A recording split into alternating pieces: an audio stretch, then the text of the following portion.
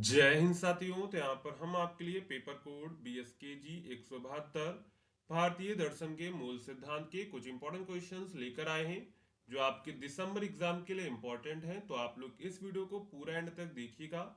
अगर आपको वीडियो पसंद आता है वीडियो को लाइक करिएगा, चैनल को सब्सक्राइब करिएगा एंड वीडियो को अपने दोस्तों में शेयर करना मत भूलिएगा। और ये हमारी तीसरी क्लास है। अगर आपने अभी तक पिछली दो क्लास नहीं देखी है उसका लिंक आपको डिस्क्रिप्शन में मिल जाएगा, ठीक है। और अगर आपने अभी तक इस सब्जेक्ट के गैस पेपर को परचेज नहीं किया है तो आप लोग इस सब्जेक्ट के गैस पेपर को परचेज कर लीजिएगा, क्योंकि अगर आप लोग गैस पेपर प्लस क्लास को अच्छे से कवर करेंगे तभी आप एग्जाम को क्लियर कर पाएंगे। तो अगर आपको गैस पेपर परचेज करना है तो आप लोग 9580023321 इस नंबर पे जो है व्हाट्सएप मैसेज करके परचेज कर सकते हैं, या फिर हमारी वेबसाइट गूगल पे जाएंगे और सर्च करेंगे shop.hindustannowledge.com। इस वेबसाइट पर जाकर भी आप लोग परचेज कर सकते हैं। अब आपको सिंपली सर्च कोड पे जाना है। आपके जितने भी पेपर कोड्स हैं सभी के गेस्ट पेपर आपको इस वेबसाइट पे मिल जाएंगे।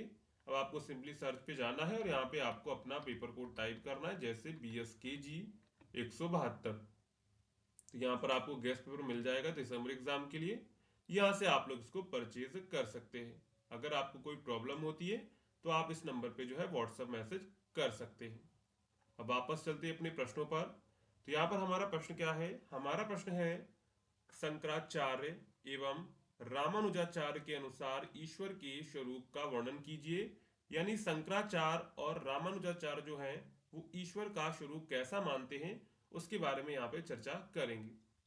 तो हिंदू धर्म में ईश्वर को जानने और समझने के लिए अनेक दार्शनिक दृष्टिकोण हैं।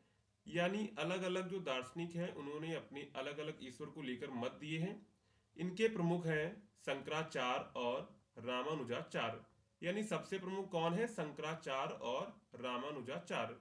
दोनों ही दार्शनिक ईश्वर को सर्वोच्च सत्ता मानते हैं, लेकिन उनके विचारों में कुछ महत्वपूर्ण अंतर है। यानी दोनों लोग क्या करते हैं? ईश्वर को सर्वोच्च सत्ता तो मानते हैं लेकिन उनके विचारों में कुछ भिन्नता देखने को मिलती है। तो सबसे पहले देखते हैं शंकराचार्य का दृष्टिकोण, जिसे अद्वैत वेदांत भी कहते हैं। शंकराचार्य अद्वैत वेदांत के प्रवर्तक थे। उनका मानना था कि ईश्वर और आत्मा मूलतः एक ही सत्य हैं। उनके अनुसार ईश्वर का स्वरूप निराकार है, यानी उसका कोई आकार नहीं है और शुद्ध चेतना है। इसे ब्रह्म कहा जाता है। ब्रह्म ना तो जन्म लेता है ना मरता है और यह सर्वव्यापी और शाश्वत है। संसार और जीव मात्र माया यानी कि भ्रम के कारण भिन्न प्रतीत होते हैं। यानी शंकराचार्य क्या कहते हैं? शंकराचार्य कहते हैं संसार और जीव माया के कारण, किसके कारण? माया के यानी कि भ्रम के कारण भिन्न प्रतीत होते हैं। वास्तव में सब कुछ ब्रह्म का ही अंश है। शंकराचार्य के अनुसार ईश्वर को जानने का सर्वोत्तम तरीका ज्ञान है, जिसे ज्ञान योग कहते हैं। जब व्यक्ति ज्ञान प्राप्त कर लेता है तो वह अपने और ईश्वर के बीच का भेद मिटा देता है। यानी शंकराचार्य क्या कहते हैं? शंकराचार्य कहते हैं ईश्वर को जानने का सर्वोत्तम तरीका क्या है? ज्ञान को प्राप्त करना। जब व्यक्ति ज्ञान प्राप्त कर लेता है तो वो अपने और ईश्वर के बीच को जो भेद है उसको मिटा सकता है। इस दृष्टिकोण में ईश्वर को किसी रूप या रूपात्मक गुणों में बांधना आवश्यक नहीं माना गया है। ईश्वर निराकार है, अद्वितीय और सभी रूपों से परे है। यानी ईश्वर का कोई आकार नहीं है, वो अद्वितीय है और सभी रूपों से वो परे है, यानी उसका कोई भी रूप नहीं है, ठीक है। दूसरा है रामानुजाचार्य का दृष्टिकोण, जिसे विष्णुवाद या फिर श्रद्धावादी वेदांत भी कहते हैं। रामानुजाचार्य विष्णु या नारायण को सर्वोच्च ईश्वर मानते हैं। उनका दृष्टिकोण द्वैत या शैव मत के विपरीत है। उनके अनुसार ईश्वर का स्वरूप साकार और परम सुंदर है। यानी रामानुजाचार्य क्या मानते हैं? रामानुजाचार्य मानते हैं कि ईश्वर का स्वरूप कैसा है? साकार और परम सुंदर है। भगवान विष्णु या श्री राम का रूप जीवंत और आकर्षक है। ईश्वर का स्वरूप त्रिदेवों और सभी जीवों से अलग है, लेकिन वह सभी जीवों में अनुग्रह करता है। ईश्वर और जीव अलग अलग हैं, लेकिन ईश्वर हमेशा जीवों के कल्याण और मोक्ष के लिए उपस्थित रहता है। तो यहाँ पर शंकराचार्य क्या मानते थे? शंकराचार्य मानते थे ईश्वर का कोई रूप नहीं है। लेकिन रामानुजाचार्य क्या मानते हैं? रामानुजाचार्य मानते हैं कि ईश्वर का एक रूप है, वो साकार है और वो परम सुंदर है, ठीक है। और यहाँ पर जो ईश्वर और जीव दोनों अलग अलग बताए गए हैं, ईश्वर जो होता है हमेशा जीवों के कल्याण और मोक्ष के लिए उपस्थित रहता है। ईश्वर की भक्ति और सेवा और प्रेम ही मोक्ष पाने का मार्ग है। इसे भक्ति योग कहा गया है। यानी भक्ति योग में क्या है? भक्ति योग में है कि अगर आपको मोक्ष की प्राप्ति करनी है तो आपको ईश्वर की भक्ति, सेवा और प्रेम करना होगा। रामानुजाचार्य के अनुसार ईश्वर का स्वरूप किसी मूर्ति या ध्यान के माध्यम से भी पूजनीय और प्रिय है। ईश्वर की साकारता भक्त के जीवन में प्रेम, श्रद्धा और भक्ति को जन्म देती है। यानी रामानुजार मानते हैं कि ईश्वर की साकारता, यानी कि अगर हम लोग ईश्वर को साकार के रूप में मानेंगे, यानी उसका कोई आकार मानेंगे, तो जो भक्त होंगे उनके जीवन में श्रद्धा, प्रेम और भक्ति का जन्म होगा। इसके बाद हम लोग यहाँ पे निष्कर्ष लिखेंगे। संक्षेप में कहा जाए तो शंकराचार्य ईश्वर को निराकार और सर्वव्यापी मानते हैं, जबकि रामानुजाचार्य साकार, सजीव और प्रेम पूर्ण ईश्वर में विश्वास करते हैं। शंकराचार्य का मार्ग ज्ञान योग है, जबकि रामानुजाचार्य का मार्ग भक्ति योग है। दोनों ही अपने अपने दृष्टिकोण से ईश्वर की महिमा को स्पष्ट करते हैं और मोक्ष प्राप्ति के रास्ते को दिखाते हैं। ठीक है, तो हमारा प्रश्न क्या था? हमारा प्रश्न था शंकराचार्य एवं रामानुजाचार्य के अनुसार ईश्वर के स्वरूप का वर्णन कीजिए। तो हमने देखा कि शंकराचार्य का दृष्टिकोण क्या कहता है कि ईश्वर निराकार है और शुद्ध चेतना है, इसे ब्रह्म कहा गया है। और यहाँ पर जो है ईश्वर और जीव में कोई भी भेद नहीं है।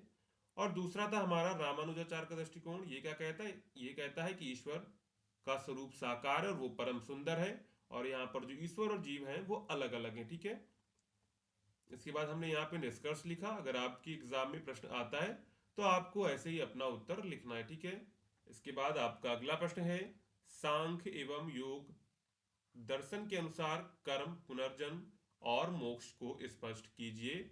यानी सांख्य एवं योग दर्शन के अनुसार आपको क्या करना है? कर्म, पुनर्जन्म और मोक्ष को स्पष्ट करना है। अगर आपने अभी तक वीडियो को लाइक नहीं किया तो वीडियो को लाइक कर दीजिएगा और हमारे टेलीग्राम चैनल को जरूर ज्वाइन कर लीजिएगा। वहां पर आपको जो है क्लास की अपडेट मिलती रहती है। तो सबसे पहले हम लोग देखें कर्म क्या है। तो सांख्य और योग दर्शन के अनुसार कर्म का मतलब हमारे अच्छे और बुरे कार्यों से है।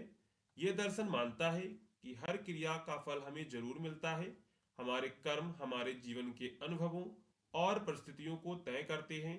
अच्छे कर्म हमें सुख और प्रगति देते हैं, जबकि बुरे कर्म दुख और परेशानियां लाते हैं। योग दर्शन में कर्म का महत्व विशेष रूप से है, क्योंकि योग के अभ्यास से मन और शरीर नियंत्रित होते हैं और व्यक्ति अपने कर्मों को समझकर उन्हें सही दिशा में बदलता है। तो सांख्य और योग दर्शन के अनुसार क्या है? कर्म का मतलब है कि हमारे अच्छे और बुरे कार्यों से है। दर्शन मानता है कि अगर हम लोग अच्छा काम करेंगे तो हमको सुख और शांति मिलेगी, अगर हम लोग बुरा काम करेंगे तो हमको परेशानियां मिलेंगी। योग दर्शन का कर्म से विशेष महत्व क्यों है? क्योंकि अगर हम लोग योग करेंगे तो हमारा मन और शरीर नियंत्रित रहेगा, तो हम लोग अपना जो कर्म है वो सोच समझकर करेंगे। ठीक है, इसके बाद है पुनर्जन्म। सांख्य दर्शन के अनुसार आत्मा अमर है और शरीर नश्वर है। जब कोई व्यक्ति मरता है तो उसकी आत्मा नए शरीर में जन्म लेती है। यह जन्म पिछले जीवन के कर्मों के अनुसार होता है। इस प्रक्रिया को पुनर्जन्म कहते हैं। जीवन केवल एक बार नहीं मिलता, बल्कि आत्मा बार बार जन्म लेती है जब तक कि वह अपने कर्मों से मुक्त नहीं हो जाती। योग दर्शन में भी यही माना जाता है कि आत्मा का जन्म और मृत्यु का चक्र कर्मों के अनुसार चलता है। योग साधना से व्यक्ति अपने कर्मों के बंधन को कम कर सकता है और पुनर्जन्म के चक्र से मुक्त हो सकता है। ठीक है, यानी सांख्य दर्शन क्या कहता है? सांख्य दर्शन के अनुसार आत्मा अमर है और शरीर नश्वर है। यानी कि जब कोई व्यक्ति मरता है तो उसकी आत्मा नए शरीर में जन्म लेती है, और जो है यह जन्म पिछले जीवन के कर्मों के अनुसार होता है। इस प्रक्रिया को पुनर्जन्म कहते हैं। यानी जीवन केवल एक बार नहीं मिलता, बल्कि आत्मा बार बार जन्म लेती है जब तक कि वह अपने कर्मों से मुक्त नहीं हो जाती है। योग दर्शन में भी यही माना जाता है कि आत्मा का जन्म और मृत्यु का चक्र कर्मों के अनुसार चलता है। योग साधना से व्यक्ति अपने कर्मों के बंधन को कम कर सकता है और पुनर्जन्म के चक्र से मुक्त हो सकता है। यानी कि योग दर्शन में जो है ना, योग दर्शन में पुनर्जन्म को किससे जोड़ा गया है? पुनर्जन्म को इससे लिए जोड़ा गया है क्योंकि अगर हम लोग योग करेंगे तो हम अपने कर्मों के बंधन को कम कर सकते हैं, और अगर हम लोग कर्मों के बंधन को कम कर सकते हैं तो हम पुनर्जन्म के चक्र से मुक्त हो सकते हैं। यानी जब तक हमारे कर्म बने रहेंगे तब तक हमारी आत्मा जो है जन्म लेती रहेगी। जब हमारे कर्म खत्म हो जाएंगे, बुरे जो कर्म है वो खत्म हो जाएंगे, तब हमारा पुनर्जन्म नहीं होगा, हमको मोक्ष मिल जाएगा। ठीक है। इसके बाद है मोक्ष। तो मोक्ष का अर्थ है जन्म मरण के चक्र से मुक्ति। सांख्य और योग दर्शन मोक्ष सर्वोच्च लक्ष्य माना गया है। सांख्य दर्शन के अनुसार जब आत्मा को अपने वास्तविक स्वरूप का ज्ञान हो जाता है और वह प्रकृति के बंधन से मुक्त हो जाती है तो उसे मोक्ष प्राप्त होता है। योग दर्शन में मोक्ष प्राप्त करने के लिए ध्यान, समाधि और आत्मनियंत्रण का अभ्यास आवश्यक है। योग के माध्यम से मन और इंद्रियों को नियंत्रित करके व्यक्ति कर्मों के बंधन से ऊपर उठ सकता है और आत्मा की शुद्ध अवस्था में पहुंच सकता है। तो यहां पर क्या बताया गया है? मोक्ष का अर्थ क्या है? मोक्ष का अर्थ है मरण और जन्म के चक्र से मुक्ति। यानी सांख्य और योग जो दोनों दर्शन हैं वो क्या करते हैं? मोक्ष को सर्वोच्च लक्ष्य मानते हैं। सांख्य दर्शन के अनुसार जब आत्मा को अपने वास्तविक स्वरूप का ज्ञान हो जाता है तो वह अपनी प्रकृति के बंधन से मुक्त हो जाता है और मोक्ष को प्राप्त होता है। योग दर्शन में मोक्ष प्राप्त करने के लिए ध्यान, समाधि, आत्मनियंत्रण का अभ्यास आवश्यक है। योग के माध्यम से मन और इंद्रियों को नियंत्रित करके कर्मों के बंधन से ऊपर उठ सकते हैं। इसके बाद हम लोग यहाँ पे निष्कर्ष लिखेंगे। सांख्य और योग दर्शन हमें यह सिखाते हैं कि हमारे कर्म ही हमारे जीवन की यात्रा तय करते हैं। अच्छे कर्म करने चाहिए ताकि पुनर्जन्म का चक्र सुखमय हो। योग और साधना से मन को शुद्ध करके हम मोक्ष प्राप्त कर सकते हैं। इस प्रकार कर्म, पुनर्जन्म और मोक्ष आपस में जुड़े हुए हैं और जीवन के अंतिम लक्ष्य मोक्ष तक पहुंचने में मार्गदर्शन है। यानी कि अगर हम लोग कर्म अच्छे करेंगे तो हमारा क्या होगा? पुनर्जन्म बार बार नहीं होगा। और अगर पुनर्जन्म बार बार नहीं होगा तो हम लोग जन्म मरण के चक्र से मुक्त हो जाएंगे। क्या हो जाएंगे? जन्म और मरण के चक्र से मुक्त हो जाएंगे तो हमको मोक्ष की प्राप्ति हो जाएगी। क्या हो जाएगी? तो हमको मोक्ष की प्राप्ति हो जाएगी और मोक्ष की प्राप्ति करना ही हमारा परम लक्ष्य है। ठीक है। इसके बाद आपका अगला प्रश्न है, न्याय दर्शन की विषय वस्तु का विस्तृत वर्णन कीजिए। न्याय दर्शन भारतीय दार्शनिक परंपरा का एक महत्वपूर्ण अंग है। यह दर्शन मुख्यतः तर्क और ज्ञान के आधार पर सत्य की खोज करता है और वास्तविकता के सही विवेचन से संबंधित है। न्याय दर्शन का मूल उद्देश्य यह समझना है कि मानव जीवन में सही और न्यायपूर्ण ज्ञान कैसे प्राप्त किया जा सकता है और उसे जीवन में कैसे लागू किया जा सकता है। यानी कि न्याय दर्शन की सबसे पहली विषय वस्तु क्या है? ज्ञान और उसके साधन। तो न्याय दर्शन के अनुसार सही ज्ञान ही मानव जीवन में निर्णय और कार्यों के लिए मार्गदर्शन प्रदान करता है। न्याय शास्त्र में ज्ञान प्राप्ति के 5 प्रमुख साधन को माना गया है। पहला है प्रत्यक्ष, यानी प्रत्यक्ष अनुभव या देख समझकर ज्ञान प्राप्त करना। दूसरा है अनुमान, तर्क या कारण के आधार पर किसी निष्कर्ष पर पहुंचना। इसके बाद है उपमान, मतलब किसी वस्तु या घटना की तुलना करके ज्ञान प्राप्त करना। शब्द मतलब ग्रंथों और विशेषज्ञों के प्रमाण के द्वारा। और अल्प न्याय मतलब कि सामान्यता, स्वीकृत नियमों और पूर्व अनुभव के आधार पर ज्ञान प्राप्त करना। यानी कि न्याय दर्शन में ज्ञान प्राप्त करने के 5 तरीके बताए गए। पहला है प्रत्यक्ष, दूसरा अनुमान, तीसरा उपमान और चौथा शब्द और पांचवा अल्प न्याय। इन साधनों से व्यक्ति सच्चाई को जानकर निर्णय ले सकता है। इसके बाद दूसरी विषय वस्तु है वास्तविकता और तत्व ज्ञान। यानी कि जो न्याय दर्शन है वो वास्तविकता और तत्व ज्ञान पर ध्यान देता है। न्याय दर्शन में यह भी स्पष्ट किया गया है कि संसार में वस्तुएं और घटनाएं स्वतंत्र रूप से अस्तित्व में हैं। हर वस्तु की प्रकृति और गुणों का विवेचन तर्कपूर्ण ढंग से किया जा सकता है। न्याय शास्त्र कहता है कि किसी भी वस्तु को समझने या फिर विषय को समझने के लिए स्पष्ट परिभाषा और वर्गीकरण आवश्यक है। इसके बाद मनुष्य और जीवन का उद्देश्य। न्याय दर्शन केवल ज्ञान प्राप्ति तक सीमित नहीं है बल्कि यह मानव जीवन में नैतिक और न्यायपूर्ण व्यवहार की भी बात करता है।